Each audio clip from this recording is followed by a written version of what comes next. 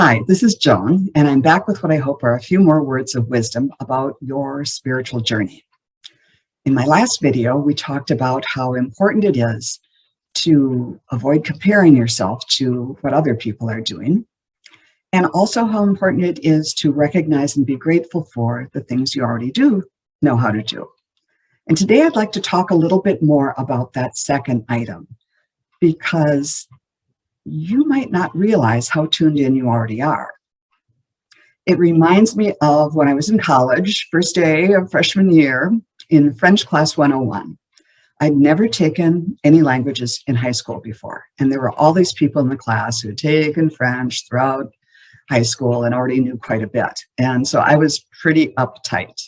But in walks the professor, Mademoiselle Schaefer, and with her French shawl draped perfectly over her shoulder. And she turned to the class and said, "You already know French." And this was news to me because I didn't. And then she continued to quiz us and said, "What do you say to someone when they're going on vacation?" And everybody in the class said, "Bon voyage." And she said, "So what do you say when you're leaving a group of people?" And some people said, "Well, you might say adieu, or you might say au revoir." And she said, "What do you say when you serve a lovely dish to someone before they eat?" And you might say, everyone said, "Bon appetit." So this went on and on for quite a while. She went through a long list of French phrases that are common in English. And by the end of it, I was feeling like, hey, I can do this. I already know some French at least. And I think the same is true of psychic development. There's things you're doing that you're not even realizing that you already have, that you're already communicating with spirit.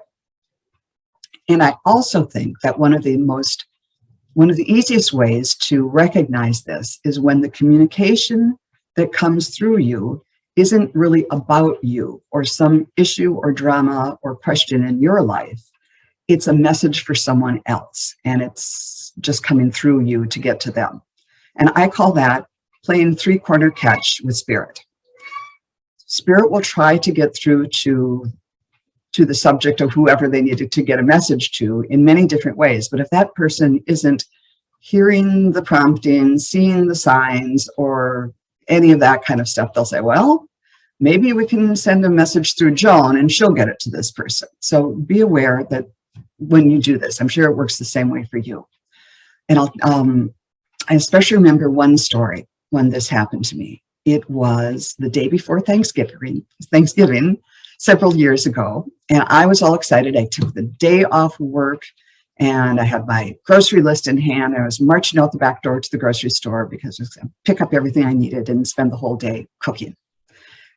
And just as I put my hand on the back doorknob, I got the feeling that I should call this guy.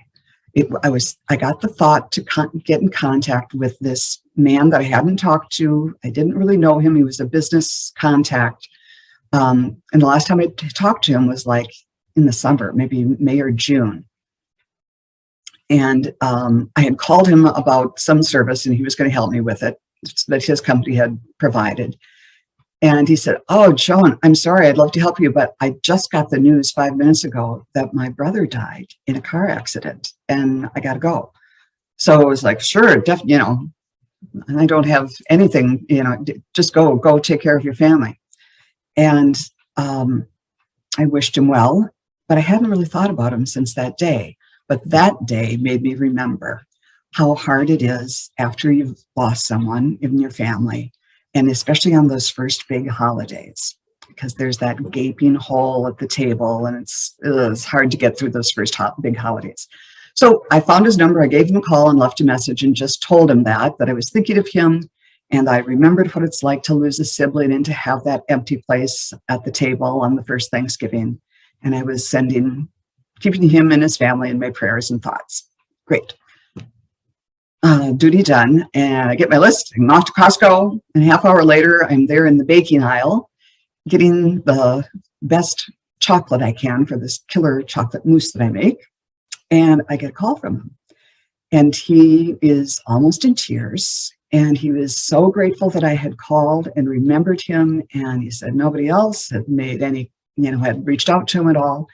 And we talked for a while, and he was so concerned. And he told me the circumstances of this car accident. And he said he knew where his brother lived and where that turn was. And he had it in his head that this wasn't an accident at all. And he was really ripped up inside because he didn't know for sure, but he had a feeling that his brother had done this purposefully. So, and he just kept saying, if only there was some way to know, if only there was some way that he could tell me what happened, then he could kind of let it go. So I didn't know what to do. I don't usually talk about spiritual things to people, that you're just a business contact with. So I just wished him well and he and his family well for Thanksgiving, and I went on my way. So he was saying how he couldn't let it go, and now I couldn't let it go. And for days and days, this was weighing on me. What should I do? The man was all ripped up. So finally, after several days, I called and I left a message, and I just said, here, you said that you really wanted to know. So there is a way. So here is the name and a number of a reputable psychic medium that you could make an appointment with, and she could get in touch with your late brother, and I think it would give you some peace. And then I said, God bless you, and send you on your way, and hung up. I didn't hear back from him, and immediately the weight just lifted off my shoulders. I felt like, yep, Spirit threw the ball to me. I threw it to this guy. Now it was between those two again, and I was off the hook. And I don't know if he ever contacted that psychic, but I felt good that I had finally listened to the message and done my part. And a lot of times, because it really didn't have anything to do with me, it was about this man and his issues. It was easier for me to understand that, yeah, that was definitely a message from Spirit. So think about that and try to think about times when you've received a message like that. How did it feel? Was it a feeling? Was it a kind of a gut feeling? Or did a thought just come to you? And how did it work out? So think about that. And next time I'll tell you a couple more stories about playing three-corner catch with Spirit. Have a great day. Bye now.